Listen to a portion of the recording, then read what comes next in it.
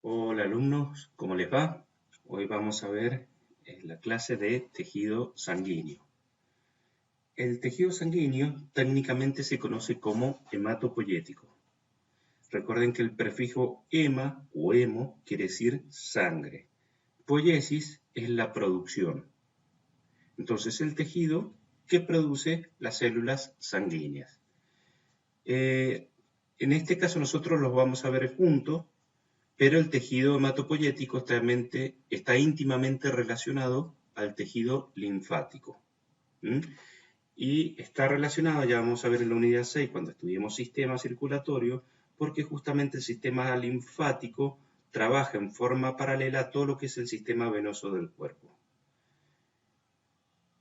La sangre, puntualmente, es un líquido, está formado por el plasma y las células sanguíneas, que estas células sanguíneas se llama hematocrito. A continuación, vamos a arrancar con un video de sangre y desarrollaremos en el tema. Sangre.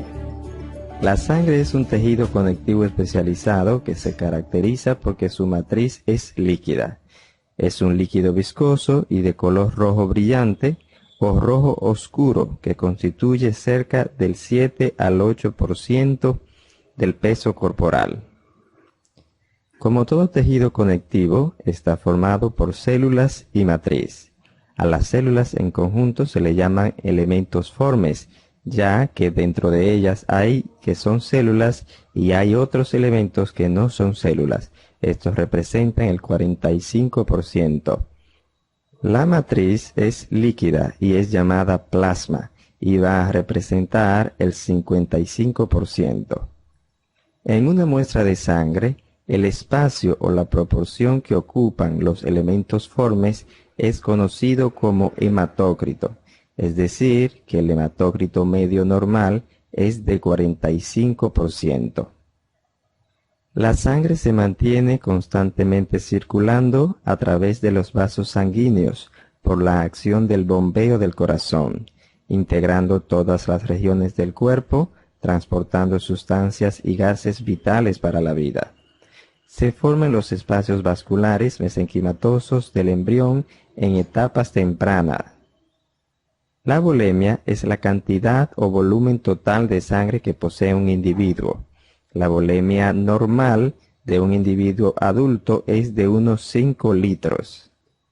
La sangre es un líquido ligeramente alcalino, con un pH de unos 7.4. Los métodos de tinción más utilizados para la sangre son el de Gienza y el de Leishman, los cuales a su vez pertenecen a los métodos de tinción de Romanowski, que son mezcla de azul de metileno y eosina. Como ya hemos dicho anteriormente, los componentes de la sangre son el plasma, que es la parte líquida y representa el 55%, y los elementos formes, que es la parte sólida y que representa el 45% del total de la sangre. Los elementos formes a su vez se van a dividir en glóbulos rojos, glóbulos blancos y plaquetas. Los glóbulos rojos también son llamados eritrocitos, ya que eritro significa rojo y cito célula, de ahí su nombre de eritrocito. También estos glóbulos rojos son llamados hematíes, ya que contienen la hemoglobina. Los glóbulos rojos van a estar en una proporción de 4.5 a 5 millones por milímetro cúbico en la mujer, mientras que en el hombre van a estar de 5 a 5.5 millones por milímetros cúbicos. Los glóbulos blancos son también llamados leucocitos. Leuco significa blanco y cito célula, de ahí su nombre de leucocito. Estos se encuentran en una proporción de 5.000 a 9.000 por milímetros cúbicos de sangre aproximadamente. Las plaquetas también son llamadas trombocitos, ya que son las encargadas de formar el trombo en la coagulación sanguínea. Estas se van a encontrar en un promedio de 200 a 400.000 por milímetros cúbicos de sangre. Los glóbulos blancos a su vez se diferencian o se dividen en agranulosos y granulosos. Los granulosos son los que poseen gránulos grandes en su citoplasma que se colorean, y los agranulosos carecen de estos. Los agranulosos se van a dividir en linfocitos y monocitos. Los linfocitos representan alrededor de un 20 a un 35% de todos los glóbulos blancos, mientras que los monocitos van a representar de 3 a 8% de todos los glóbulos blancos. Los leucocitos granulosos están representados por los neutrófilos, eosinófilos y basófilos. Los neutrófilos van a representar alrededor del 65 al 75% de todos los glóbulos blancos. Los eosinófilos representan del 2 al 4% y los basófilos van a representar del 0.5 al 1% de todos los glóbulos blancos. Esto nos hace inferir que los glóbulos blancos más abundantes son los neutrófilos y los más escasos son los basófilos. Los valores de las distintas células aquí representados no son absolutos, ya que pueden variar ligeramente dependiendo del texto al cual se haga referencia. Funciones de la sangre.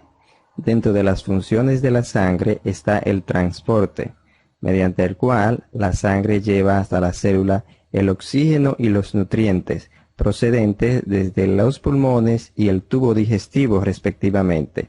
Además, recoge de estas desechos y dióxido de carbono. La sangre también transporta hormonas, fármacos, enzimas, toxinas, electrolitos, etc. Integración. La sangre mantiene integradas y comunicadas todas las regiones del cuerpo.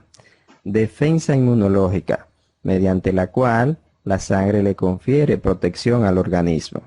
La sangre también interviene en la temperatura corporal, ya que mediante ella se mantiene un equilibrio entre las temperaturas de las distintas regiones del cuerpo, y también la sangre interviene en el equilibrio ácido-base de todos los líquidos corporales y del organismo en general. Bien, acá es muy importante lo que vimos en este video, y lo vamos a ver ahora en las siguientes diapositivas, también que aprendan valores. Pocas cosas les vamos a pedir de memoria, pero una de ellas son los valores de células sanguíneas, es decir, del hematocrito, de la hemoglobina, de la cantidad de glóbulos rojos, blancos y plaquetas.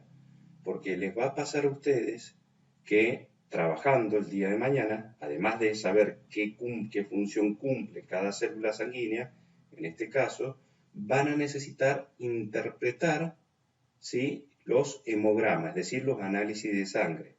Es más, ya les debe estar pasando que por ahí sus familiares, algo le dicen, mira, me hice un análisis y estos son los resultados.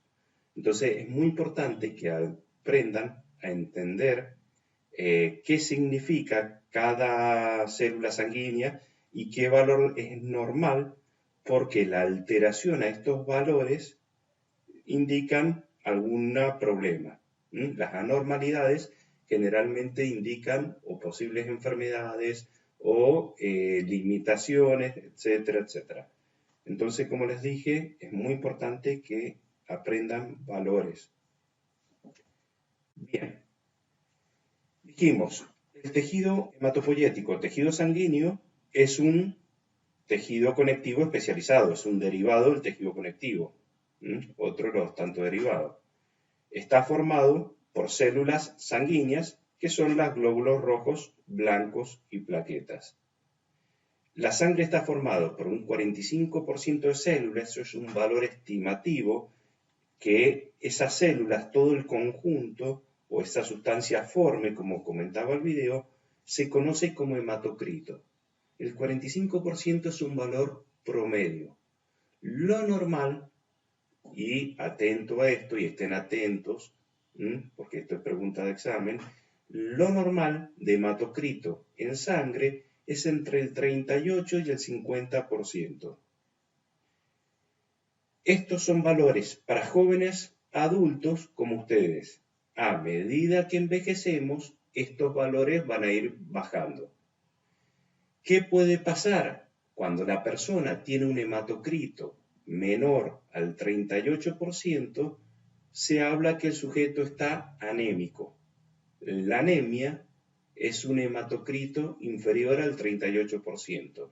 Y son personas que tienen pocas células sanguíneas, o sea, si una persona tiene el 38% de hematocrito, va a tener un 62% de plasma sanguíneo. Entonces me está diciendo que su relación entre plasma y célula sanguínea es muy baja. ¿Qué va a pasar con estas personas? Van a ver que el principal componente de la sangre es el glóbulo rojo. Por eso también el color de la sangre es de color rojo, en donde uno tiene millones de células sanguíneas. Este glóbulo rojo, que su función es el transporte de oxígeno, ¿sí? Las personas que están anémicas, es decir, con un hematocrito menor al 38%, son personas que tienden a fatigarse, son personas que están somnolientas, que están desganadas, son personas que si nosotros le hacemos hacer actividad física, se van a agitar muy rápido. Entonces, es muy importante de allí que aprendan los valores porque les puede pasar que tengan un alumno, un cliente, independientemente del lugar que trabajen, que si el sujeto está anémico, no voy a poder hacer actividad física intensa. ¿Por qué? Porque esa persona, al no haber células transportadoras de oxígeno, va a estar propenso a agitarse, a descomponerse, a marearse, etc., debido a esto. Y dijimos 38 al 50. ¿Qué puede pasar? Las personas que tienen un hematocrito superior al 50 se conoce como policitemia o poliglobulia, es decir, que tiene mayor cantidad de glóbulos rojos que lo normal, o que células sanguíneas que lo normal. Es algo bueno en un principio tener un alto nivel de hematocrito, pero el problema de tenerlo muy alto, es decir, más del 50%, es que los sujetos, la sangre se torna muy espesa y los sujetos corren riesgo a que se forme un trombo y se desencadene un infarto agudo de miocardio o un accidente cerebrovascular. Cuando uno va a la montaña, por ejemplo, y hace una aclimatación, lo que está haciendo es darle tiempo al cuerpo para que aumente los niveles de glóbulos rojos en sangre, es decir, que aumente el hematocrito en sangre, esta cantidad de células sanguíneas. O eso es lo que se llama el entrenamiento en altura también, donde los sujetos entrenan, hacen pretemporada en la altura, porque justamente después, cuando bajen a nivel del mar o en condiciones normales, van a tener mayor transportador de oxígeno. Pero ¿qué pasa? El cuerpo, naturalmente, no va a generar valores mayores al 50%. Va a estar en un 47, un 48%. Dijimos que lo normal, un valor promedio del 45%. Yendo a la altura voy a aumentar un 2, un 3%. O sea, naturalmente no va a pasar al 50%. ¿Qué pasa? Hay muchos deportistas que hacen deportes aeróbicos de fondo, ciclismo, maratón, etcétera, etcétera, donde utilizan una hormona que se llama la EPO, la eritroproyetina, que es la hormona, es una hormona que se genera en el riñón, envía la señal a la médula ósea, que es el lugar, recuerden que la médula ósea es en el lugar donde se producen estos glóbulos rojos, estos eritrocitos. Entonces, lo que hacen los sujetos, se inyectan esta hormona, ¿para qué? Para aumentar el hematocrito y obtener una ganancia, una ventaja deportiva. Es doping.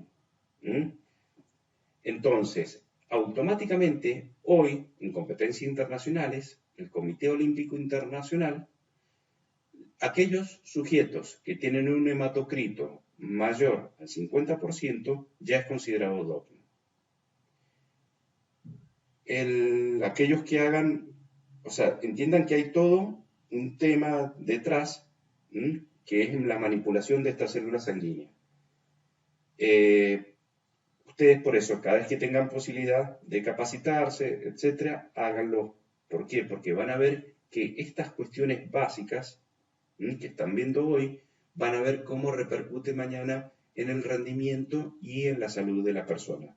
Entonces ustedes que van a trabajar como persona, tenemos que conocer qué es lo normal y saber que cuando hay algo no es normal, puede ser una limitación o una enfermedad lo que tiene la persona y corre riesgos. Entonces tenemos que saber calcular esos riesgos. Entonces, dijimos, la sangre está hecha básicamente de células sanguíneas, que es la sustancia forme, y plasma, que es la sustancia amorfa. El plasma sería la matriz extracelular y las células sanguíneas, propiamente dicha, sería justamente célula sanguínea, sería el tejido sanguíneo. Entonces nosotros acá vemos, en este caso, un vaso sanguíneo, que puede ser una arteria, donde yo puedo ver, si es maya que es un dibujo, que tiene las arterias. Tienen distintas capas de tejido, es un vaso sanguíneo que transporta la sangre oxigenada, ese oxígeno se transporta en los glóbulos rojos, además transporta glóbulos blancos y transporta plaquetas. Esas son las células sanguíneas. Además de eso, viajan otras sustancias en la sangre como grasas, proteínas, hidrato de carbono, el colesterol, triglicéridos, o sea, en distintas formas, hormonas, etcétera, etcétera, que la función que tienen es sacar los desechos celulares que produce cada una de las células y llevarle oxígeno, nutrientes, etcétera. Y eso es lo que mantiene a todas las células del cuerpo vivas. Algunas células necesitan más sangre, otras células necesitan menos sangre. Van a ver que aquellas células que metabólicamente son más activas son células más irrigadas o son tejidos más irrigados. Funciones de la sangre. Funciones: transporte de gases respiratorios, nutrientes, productos de desechos y hormonas. Dijimos que saca los desechos celulares y lleva oxígeno y nutriente. Además llevan hormonas, que las hormonas son sustancias fabricadas por células endócrinas, son células epiteliales. Las glándulas endocrinas, ustedes cuando estudiaron tejidos epiteliales, esas glándulas endocrinas son células de tejido epitelial que fabrican hormonas. Estas hormonas son mensajeros químicos, son mensajes químicos que se envían a las células. Esas hormonas van a actuar sobre los receptores de las membranas celulares. Y todas estas hormonas viajan en la sangre justamente para llevarle esa señal química a la célula y decirle qué tiene que hacer. O sea, es la forma en que se comunican las células internamente en el cuerpo. Otra función que tiene la sangre o el tejido hematopoyético es la regulación de la temperatura corporal. La sangre, ustedes saben que las células en sus procesos metabólicos, es decir, anabolismo y catabolismo, consumen energía. Esta energía justamente se transforma en calor. Cuando el ATP se hidroliza en ADP, hay un fósforo que genera calor. Ese calor celular, obviamente, la sangre sirve como un radiador y permite a la célula que elimine ese calor. Pero ¿qué pasa? A su vez, regula la sangre la temperatura corporal de todo el cuerpo. ¿Cómo la regula? Cuando hace mucho frío, lo que hace la sangre, se produce una redistribución del flujo sanguíneo yéndose a las zonas vitales, es decir, se irrigan los órganos vitales, corazón, cerebro, pulmones, hígado. De esa manera, la temperatura, o sea, lo que está haciendo eso es proteger a esos órganos vitales. Por eso cuando hace frío, yo siento las manos frías, los pies fríos. ¿Por qué? Porque la sangre se me va al interior del cuerpo. Aparte es un modo de evitar la pérdida de temperatura corporal. Ahora, cuando hace mucho calor, lo que hace la sangre se va hacia la periferia. Al irse hacia la periferia, por eso nosotros nos ponemos colorados, los más morochitos se ponen moraditos, y transpiramos. ¿Por qué? Porque es la forma de eliminar temperatura.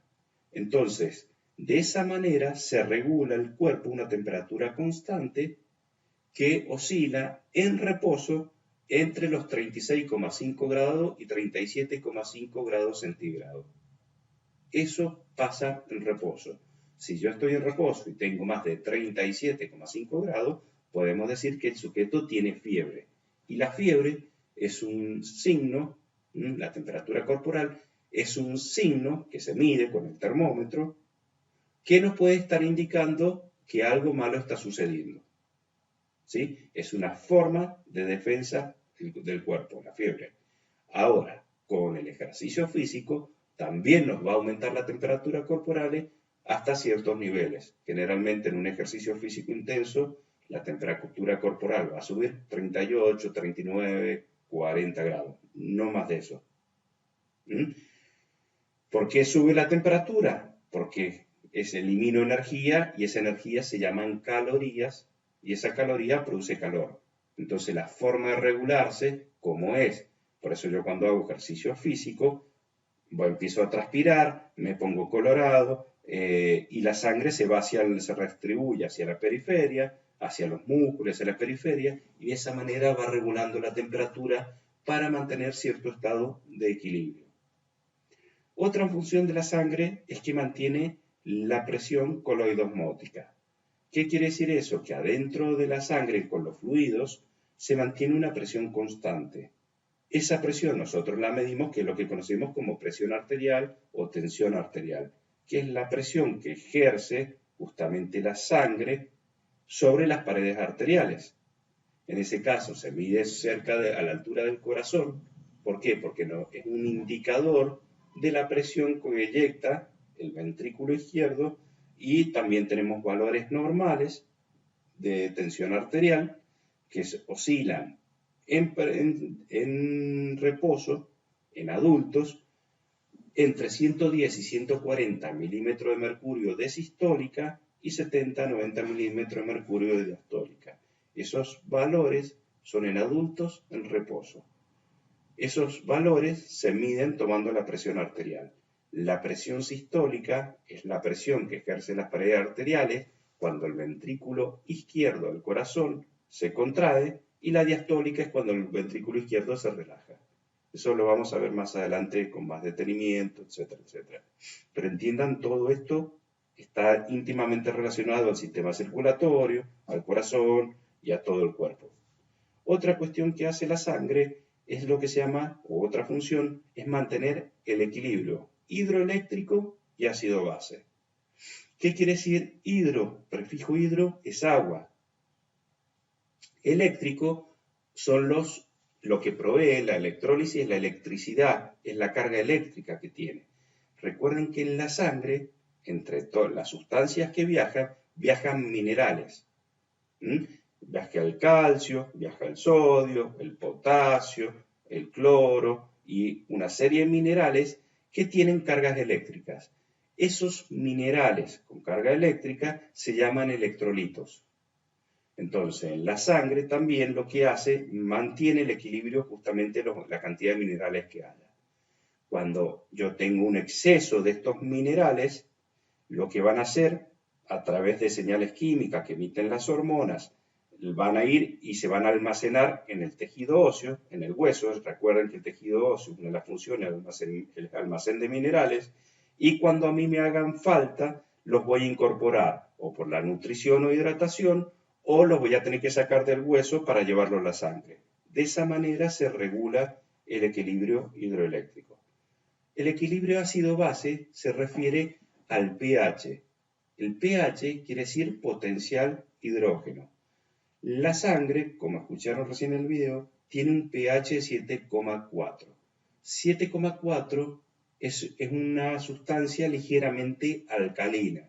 Recuerden que el pH neutro es 7, por encima de 7 se llama sustancia alcalina, por debajo de 7 son sustancias ácidas.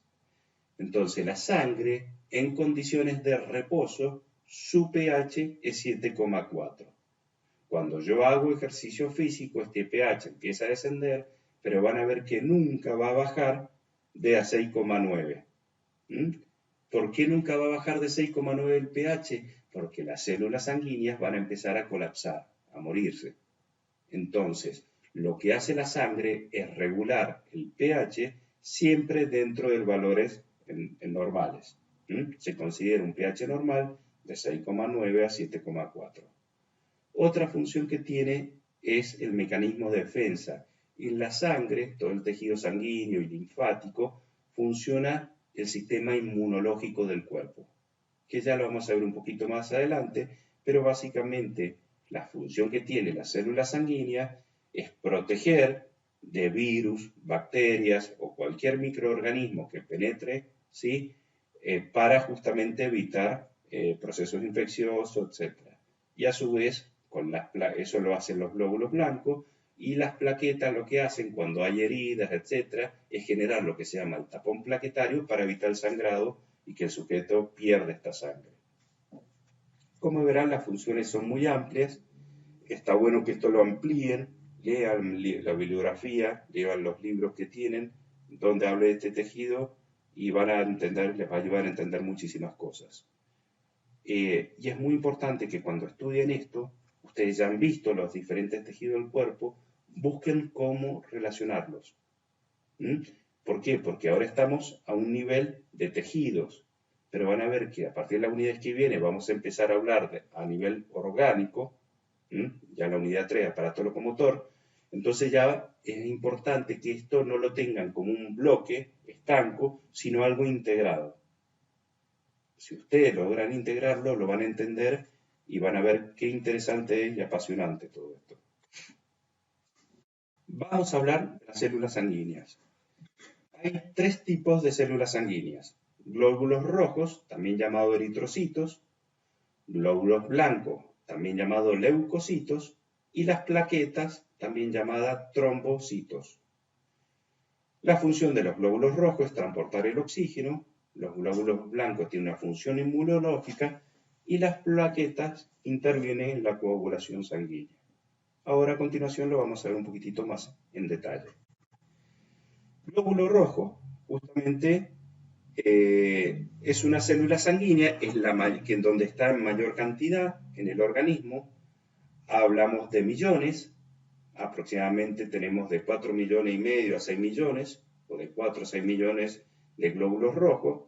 Ya les voy a dar un poquito más detalle porque varía. Los varones tienen un poco más de glóbulos rojos que la mujer, pero al tener en millones, es el principal célula sanguínea en la sangre, ese color rojo, como dije, es lo que le da el color a la sangre. Los valores normales, de 4,5 millones a 6 millones aproximadamente los varones, y de 4 millones a 5.200.000 las mujeres. Esos son los valores normales. Los niveles bajos en sangre, fíjense que están muy relacionados a la anemia. Habíamos dicho que era cuando el hematocrito es menor al 38%, o cuando los glóbulos rojos puntualmente están por debajo de esos valores normales. ¿Qué causa esta anemia? Las causas de esta anemia son variadas, pueden ser por hemorragias, es decir, por pérdida de sangre, las chicas la menstruación abundante, puede haber alguna alteración en la médula ósea. Recuerden que la médula ósea es el lugar donde se fabrican estos glóbulos rojos. Lo más usual puede ser por la malnutrición, o sea que en la nutrición del sujeto hay un déficit de hierro. Por eso uno de los tratamientos para la anemia le dan suplemento de hierro a la persona, o comidas ricas en hierro, les dan las lentejas, el hígado de la vaca, por ejemplo. ¿Por qué? Porque tiene una gran cantidad de hierro para suplirlo. O algún suplemento nutricional. Y otra alteración, otra causa son enfermedades que alteran el sistema inmunitario. O sea, puede estar enfermo por algún problema del sistema inmunológico y le va a generar una anemia. ¿Cuáles son los signos y síntomas de una anemia? Palidez, astenia, que es una astenia, es una debilidad; disnea, que es la falta de aire; fatiga muscular; manifestaciones cardiocirculatorias, etcétera, etcétera. De allí, insisto, si ustedes el día de mañana trabajan como personal trainer, trabajan en gimnasio, etcétera, y les presentan un hemograma, entiendan que si esta persona tiene los niveles bajos de glóbulos rojos o de eritrocitos, puede tener estos síntomas, Y por lo tanto, el ejercicio físico, si no es prescripto en forma adecuada, pueden generarle muchos problemas a la persona. Ahora, si yo tengo mayor cantidad de glóbulos rojos, es decir, mayor a 6 millones, o con un hematocrito mayor al 50%, el sujeto va a tener lo que se llama poliglobulia, que se aumenta el número de glóbulos rojos, la sangre se espesa más de lo normal y se pueden formar trombos en el interior de los vasos sanguíneos. Esos trombos pueden, si es una arteria coronaria, puede generar un infarto agudo de miocardio, y si es una arteria cerebral, puede generar un accidente cerebrovascular. ¿Cuáles son las causas de la poliglobulia? Puede ser desconocida, puede haber una hiperfunción de la médula ósea, ¿sí? El tabaquismo, justamente el consumo de tabaco o la altura, reducen la cantidad de oxígeno presente en el organismo. ¿Por qué? En el caso del tabaquismo, recuerden que puede, con el tiempo, este tabaco empieza a generar una enfermedad que se llama enfisema pulmonar, donde se engrosan las paredes alveolares, o la bronquitis crónica, que se juntan, se cierran estos bronquios, o que eso es lo que se conoce como EPOC, que es la enfermedad pulmonar obstructiva crónica.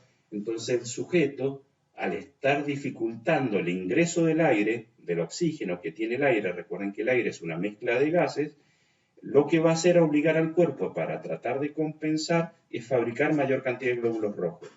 Entonces va a generar la poliglobulia con el consecuente riesgo que tiene para la salud del sujeto.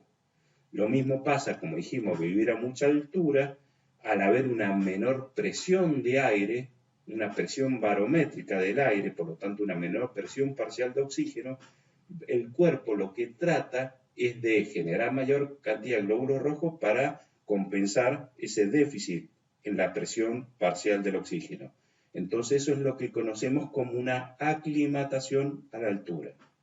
Pero ¿qué pasa? Cuando estos valores superan lo normal, los 6 millones de glóbulos rojos o el 50% de hematocrito, el sujeto puede tener dolor de cabeza, disminución de la concentración, de la audición, dolor de pies y manos, cianosis rubicunda, que es el enrojecimiento azulado de la piel, son síntomas. Y si esto persiste, o el sujeto, por ejemplo, está en la montaña, está con poliglobulia, está en la montaña, o está corriendo una maratón, y este sujeto a su vez se deshidrata, la proporción va a ser mayor y puede desencadenar en el infarto agudo de miocardio o accidente cerebrovascular. Otro valor importante a tener en cuenta es la hemoglobina. La hemoglobina es una proteína que se encuentra en el eritrocito y es el componente justamente que le da el color rojo en la sangre. O sea, hemo, que quiere decir sangre. Globina es una proteína globular, o sea que tiene forma de globito.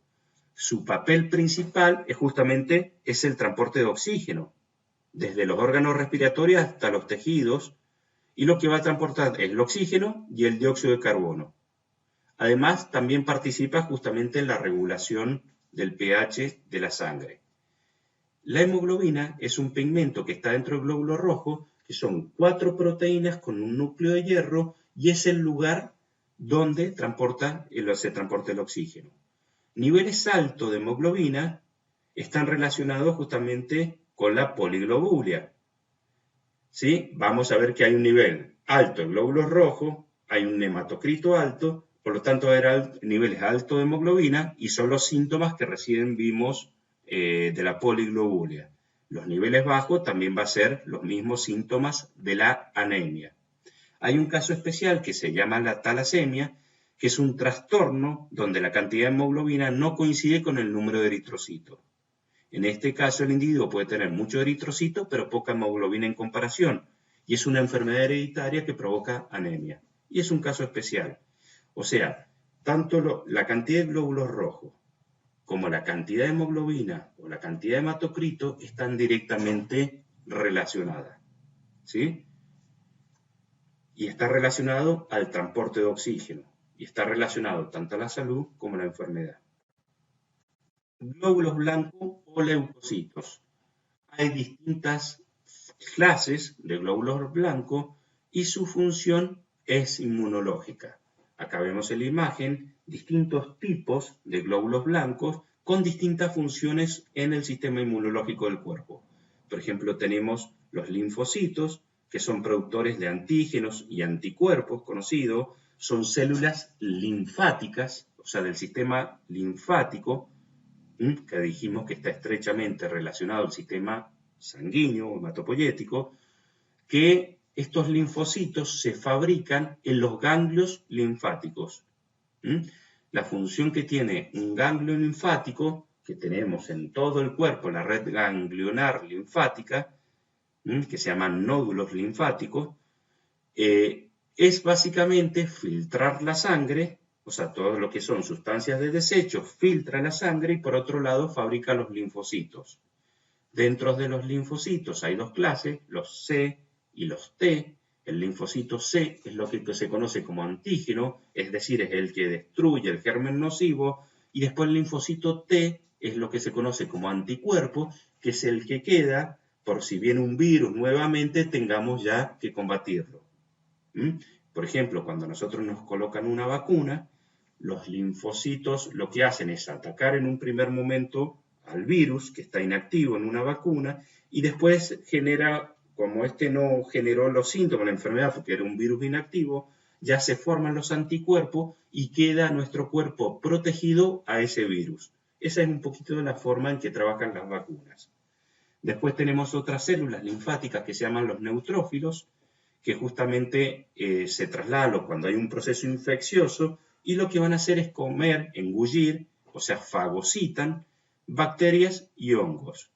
Otras células también que fagocitan son los monocitos. Son células macrófagas que destruyen gérmenes. Gérmenes que andan dando vueltas, tanto los monocitos como los neutrófilos, los va a fagocitar, los van a engullir. Acá vemos básicamente los niveles normales de glóbulos blancos que oscilan, ustedes han visto en el video que iban aproximadamente 4 a 9.000, pero se consideran normales de 3.500 a 11.000. Si el sujeto tiene menos de 3.500 glóbulos blancos, nos está indicando que ese sujeto está inmunodeprimido, es decir, está propenso a enfermarse, es decir, que su sistema inmunológico, en caso de que se enferme, no va a tener con qué combatir. Por eso muchas veces cuando el sujeto está inmunodeprimido, en muchos casos el ejercicio físico está contraindicado.